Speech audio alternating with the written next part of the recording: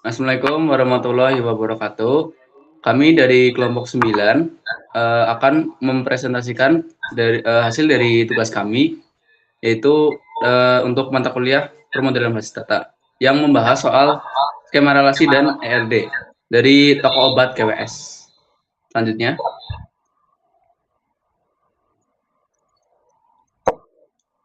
sebelumnya izinkan saya untuk memperkenalkan anggota kelompok kami. Yang pertama ada Yidija Yohan Siregar dengan NIM 109082500075. Yang kedua Farel Abim Prasojo dengan NIM 109082500071. Yang ketiga ada Muhammad Firdaus Ardiansyah dengan NIM 109082500126. Dan yang terakhir ada Abdillah Tama Rifdi Gumilang dengan NIM 109082500054. Selanjutnya, Oke, sebelum melanjutkan ke bagian isi materi, izin memperkenalkan bahwa nama saya Yedi Jajan Siregar dengan NIM 109082500075. kita masuk ke dalam bagian pendahuluan. Laporan ini Laporan ini disusun sebagai bagian dari pemenuhan pemenuhan tugas mata kuliah pemodelan basis data dengan tujuan untuk merancang model data yang sistematis dan terstruktur. Perancangan ini dilakukan mulai dari dua tahapan utama, yaitu ada pemodelan konseptual menggunakan entity relationship diagram atau yang kita bisa singkat ada IRD, dan pemodelan logika dalam bentuk skema relasi, sehingga dapat menghasilkan struktur data yang jelas dan siap diimplementasikan dalam sistem informasi. Melalui dari laporan yang sudah kami buat ini, studi kasus yang kami gunakan itu adalah toko obat GWS atau sebuah apotek yang membutuhkan sistem basis data yang lebih terorganisir untuk mengelola informasi obat, pemasok, dan pelanggan. Kebutuhan ini muncul karena kompleksitas data yang mencakup berbagai jenis obat, komposisi zat, serta hubungan antar entitas yang saling terkait, sehingga diperlukan model data yang mampu mengintegrasikan seluruh informasi secara efisien. Next.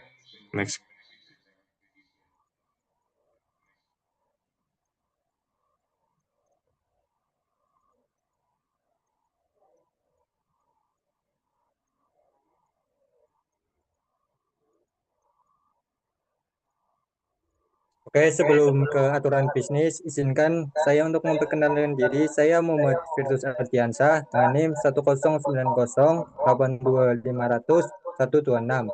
Oke, kita lanjut ke materi.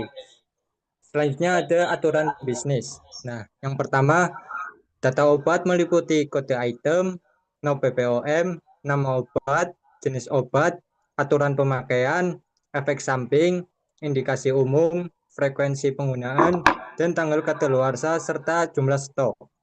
Yang kedua ada obat memiliki penggolongan berdasarkan bentuk sediaan seperti padat, cair, dan gas. Satu merek obat bisa punya lebih dari satu bentuk sediaan. Yang ketiga, sediaan padat mencakup tablet, kapsul, kaplet, pil, serbuk, suppositoria, dan dengan zat pelengkap seperti pengisi, pengikat, penghancur, dan pelicin. Yang keempat, ada sediaan cair.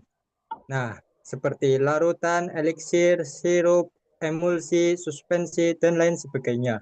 Dikonsumsi oral, topikal, atau melalui injeksi atau gudai atau semprot.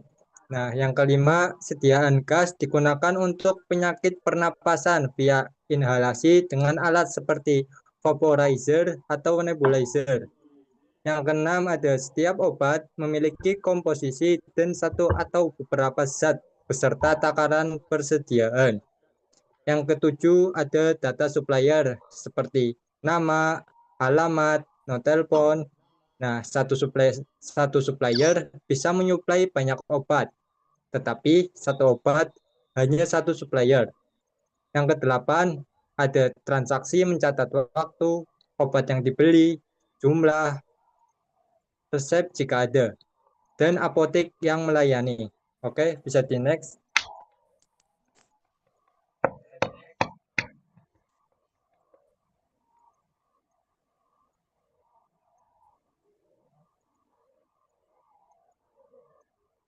Bisa di next Mas Galang.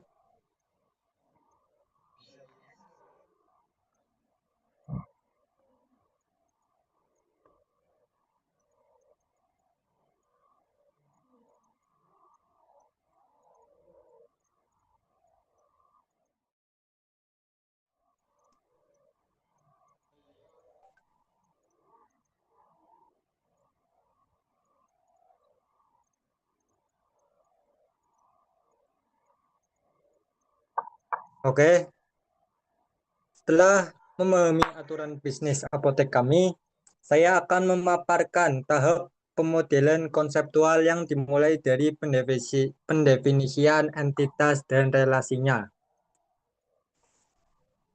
Kami telah mengidentifikasi 11 entitas utama untuk toko obat GWS. Kami mengklasifikasikan entitas-entitas ini ke dalam 3 kategori teknis. Nah, yang pertama ada entitas kuat. Terdapat 7 entitas mandiri seperti supplier, obat, apoteker, dan transaksi. Masing-masing entitas kuat ini memiliki atribut kunci atau primary key, seperti kode item pada obat atau ID resep pada entitas resep. Selanjutnya ada entitas lemah. Kami mendefinisikan kontak supplier dan efek samping sebagai entitas lemah. Nah, dalam perancangan ini, keduanya terbentuk dari atribut yang bisa berjumlah lebih dari satu atau multi-value. Atribut ini kami pisahkan menjadi bagian tersendiri agar pencatatannya lebih rapi dan tidak tumpang tindih.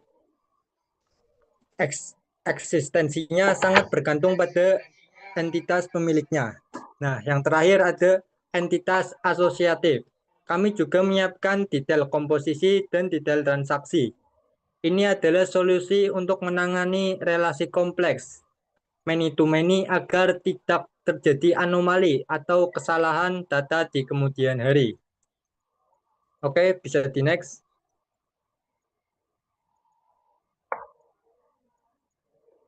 Selanjutnya, kami merumuskan 8 relasi logikal dengan batasan partisipasi atau constraint dan kardinalitas yang spesifik.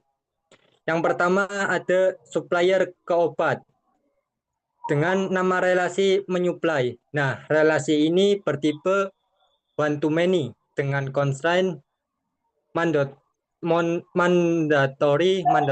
Artinya satu supplier bisa menyuplai banyak obat dan secara aturan bisnis setiap obat yang ada di rak apotek wajib terdata berasal dari satu supplier tertentu. Yang kedua ada obat ke bentuk sediaan dengan nama relasi memiliki. Nah, memiliki kardinalitas one to many atau mandatory opsional. Satu merek obat wajib memiliki wujud sediaan dan satu merek tersebut bisa diproduksi dalam berbagai bentuk seperti tablet maupun sirup. Yang ketiga ada bentuk sediaan ke zat komposisi dengan nama relasi mengandung. Nah, ini adalah relasi many to many dengan constraint mandatory karena tipenya kompleks atau many to many. Ini alasan kami memecahkan dengan membentuk entitas asosiatif detail komposisi. Nah, yang keempat ada apoteker ke transaksi dengan nama relasi melayani. Nah, kardinalitasnya one to many dengan constraint mandatory. Nah, artinya satu apoteker dapat melayani banyak transaksi, namun setiap nota transaksi wajib mencatat secara pasti siapa apoteker yang bertanggung jawab saat itu. Yang kelima ada resep ke transaksi dengan nama relasi digunakan oleh. Nah, berbeda dengan yang lain. Ini adalah relasi one to one dengan constraint opsional. Secara logika, pelanggan bisa membeli obat bebas tanpa resep. Nah, sehingga data resep tidak selalu wajib ada dalam setiap transaksi. Yang keenam ada transaksi ke obat dengan nama relasi membeli. Nah, memiliki kardinalitas many to many dengan constraint mandatory. Artinya, satu transaksi bisa berisi banyak item obat dan setiap obat berisi dan setiap obat bisa dibeli di banyak transaksi. Relasi ini kami petakan ke dalam entitas asosiatif detail transaksi. Yang ketujuh ada obat ke efek samping dengan nama relasi menyebabkan. Nah, kardinalitasnya one to many dengan constraint mandatory opsional. Artinya, satu jenis obat bisa memicu berbagai jenis efek samping bagi pasien. Namun, ada juga obat yang tidak memiliki efek samping khusus. Nah, yang terakhir ada supplier ke kontak supplier dengan nama relasi memiliki. Nah, relasi ini one to many dengan constraint mandatory. Artinya, ini memastikan setiap supplier memiliki minimal satu nomor kontak yang bisa dihubungi untuk mempermudah operasional apotek. Nah, seluruh definisi entitas dan relasi ini menjadikan dasar bagi kami dalam menyusun IRD yang akan dijelaskan oleh rekan saya, Mas Galang. Dipersilahkan.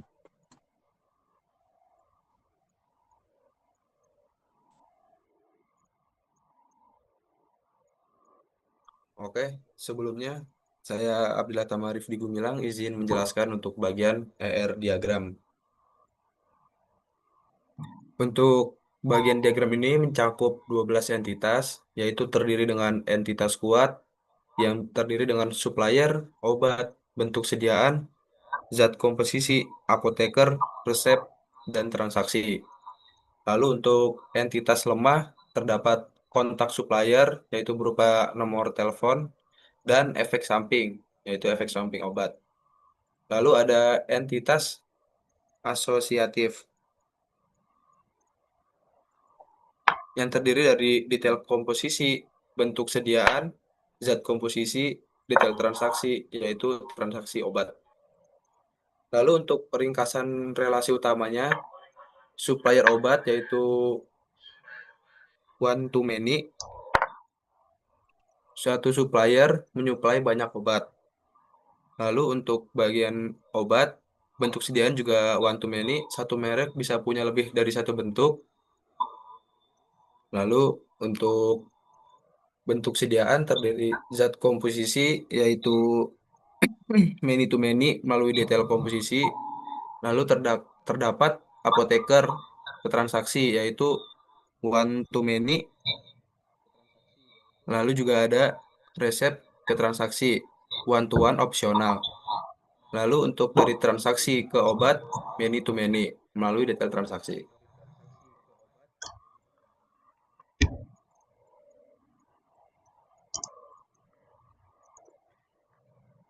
Lalu pada slide ini kita dapat melihat visualisasi lengkap dari ER diagram sistem basis data toko obat GWS.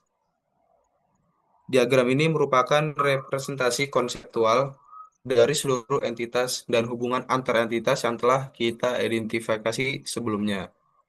Sesuai yang saya jelaskan tadi, bagian atas terdiri dari supplier dan obat.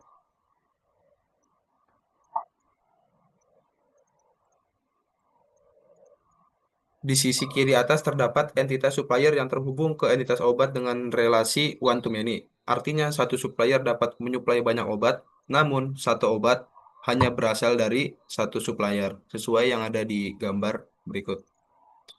Lalu untuk entitas lemah di bawah supplier, kontak supplier, dan di bawah obat terdapat entitas lemah efek samping. Keduanya bergantung pada entitas induknya dan tidak bisa berdiri sendiri. Lalu ada bagian kanan atas, yaitu bentuk sediaan dan komposisi. Entitas bentuk sediaan terhubung ke obat dengan relasi one to many, kemudian terhubung ke zat komposisi melalui entitas asosiatif detail komposisi yang menyimpan atribut takaran. Ini mempresentasikan relasi many to many antara bentuk sediaan dan zat komposisi. Lalu bagian bawah sendiri terdapat transaksi. entitas transaksi berada di tengah bawah, terhubung ke apoteker one to many, ke resep one to one opsional, dan ke obat melalui entitas asosiatif detail transaksi yang menyimpan jumlah pembelian. Ini merepresentasikan relasi many to many antara transaksi dan obat. Secara keseluruhan, diagram ini menggambarkan alur data yang lengkap dan terstruktur, mulai dari proses pengadaan obat dari supplier hingga proses transaksi penjualan kepada konsumen yang dilayani apoteker. Lalu mungkin bisa dilanjut dengan rekan saya.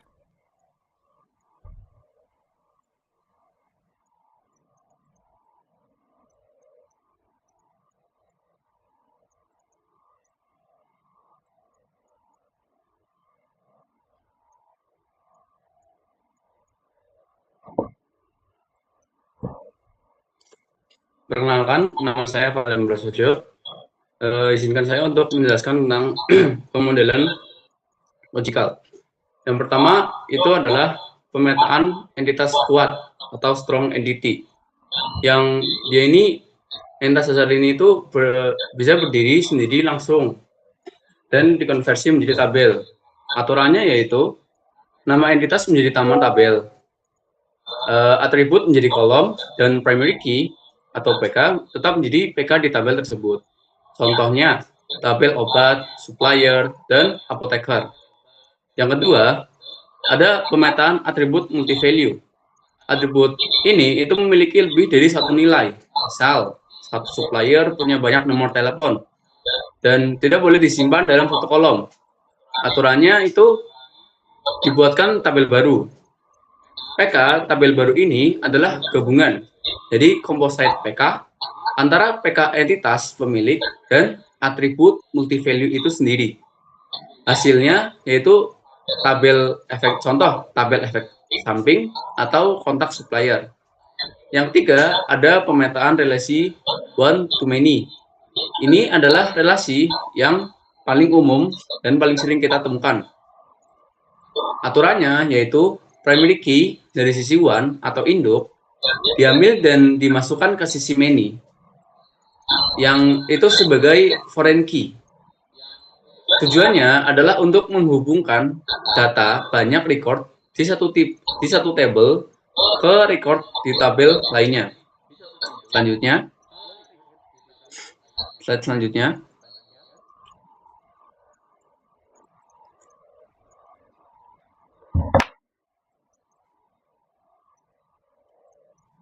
Lalu yang keempat, ada pemetaan relasi one to one. Ini adalah relasi di mana satu data hanya berhubungan dengan satu data lainnya. Aturannya yaitu pilih salah satu tabel, lalu masukkan PK-nya ke tabel lainnya sebagai FK. Contohnya, PK ID resep dimasukkan ke tabel transaksi sebagai FK. Artinya, satu transaksi menuju pada satu resep tertentu. Yang kelima, ada pemetaan relasi many to many. Relasi ini tidak bisa langsung dipetakan karena akan menyebabkan redundansi data yang parah. Aturannya yaitu harus didekomposisi atau dipecah dengan membuat tabel asosiatif atau junction table. Mekanismenya yaitu tabel baru ini akan berisi FK dari kedua entitas yang berhubungan. Hasilnya adalah relasi many to many akan berubah menjadi dua relasi, yaitu one to many yang terhubung melalui tabel perantara, seperti tabel detail transaksi atau detail komposisi. Kurang lebih proses ini itu bertujuan untuk mengubah rancangan abstrak menjadi struktur tabel yang rapi, efisien, dan siap diimplementasikan ke dalam sistem basis data. Selanjutnya,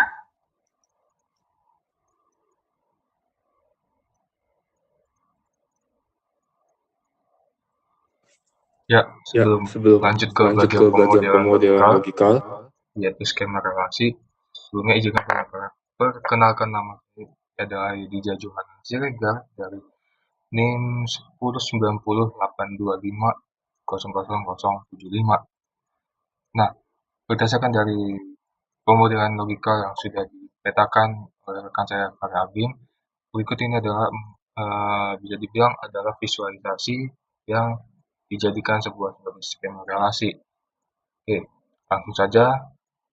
Kalau kita lihat dari bagian supplier, itu dia terhubung ke bagian kolom obat. Yang pastinya obat ini akan ada punya efek samping dari si obat tersebut. Dan juga ada dalam bentuk sediaan. Lalu lanjut ke bagian bentuk sediaan, itu kita masuk dan terhubung ke bagian zat komposisi, ya, zat komposisi dan detail komposisi. Karena pastinya kalau di dalam bentuk sediaan obat itu pasti punya yang namanya zat komposisi dan detail-detail komposisi yang ada di dalam obat tersebut. Nah, lalu lanjut ke bagian transaksi, itu adalah transaksi ini akan terhubung ke bagian semua apoteker dan resep, karena dengan adanya transaksi apoteker pasti membutuhkan sebuah transaksi di mana sebuah pembeli atau pasien itu akan membeli obat melalui dari apoteker atau kasir. Di bagian relasi transaksi dan obat, itu dia menghasilkan tabel, yaitu menjadi detail transaksi yang akan menyimpan kode item dan jumlah beli. Nah, jadi semua relasi ini simpan dengan rapi dan tidak ada anomali yang mungkin akan terjadi error. Lanjut.